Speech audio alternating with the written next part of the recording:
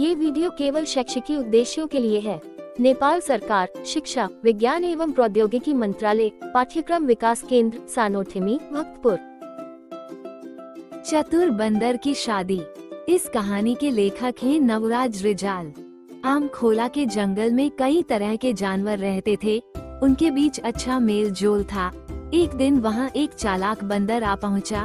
उसने कहा कि इस दुनिया में उसका कोई नहीं है। उसने बताया कि उसकी पत्नी और बच्चे बाढ़ में बह गए।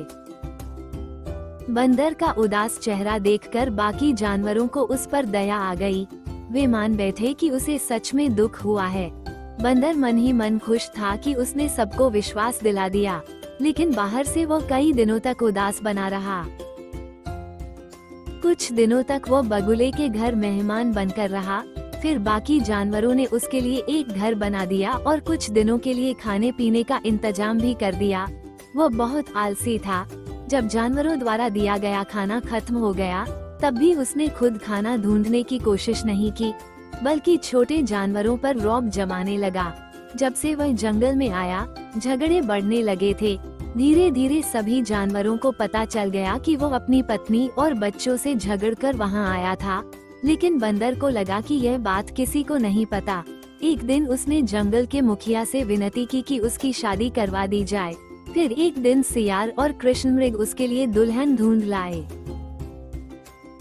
बंदर बहुत खुश हुआ। बाकी जानवर भी मन ही मन खुश थे कि अब उसे मूर्ख बनाने का मौका मिलेगा। बारात दुल्हन के घर गई। बंदर बहुत खुश था। उसने अपनी दाढ़ी काट ली थी और वो सुंदर दिख रहा था। दुल्हन को लेकर बारात जंगल में वापस आई। दुल्हन रोती जा रही थी और कह रही थी, मैं सौतन बनकर क्यों आई हूँ? अगर इन्होंने फिर दूसरी शादी कर ली तो मैं क्या करूँगी?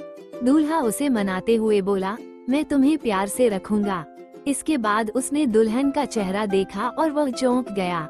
जिस दुल्हन से उसने अभी शादी की थी, वो तो उसकी पहली पत्नी ही निकली। उस समय बारात में शामिल अन्य जानवरों ने बंदर को खूब चिढ़ाया। उन्होंने ताली बजाई। बंदर शर्म से लाल पीला हो गया। इसके बाद बंदर ने सबके सामने हाथ जोड़कर अपनी गलती के लिए माफी मांगी। जब उसने अपनी गलती स्वीकार कर क्षमा मांगी, तो सभी जानवर खुश हो गए। फिर बंदर अपनी पत्नी और बच्चों के साथ सभी के साथ मिलकर उसी जंगल में बस गया।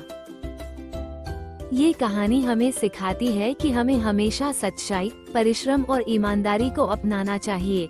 यदि हम झूठ और आलस्य का सहारा लेंगे, तो हमें मुश्किल परिस्थितियों का सामना करना पड़ेगा।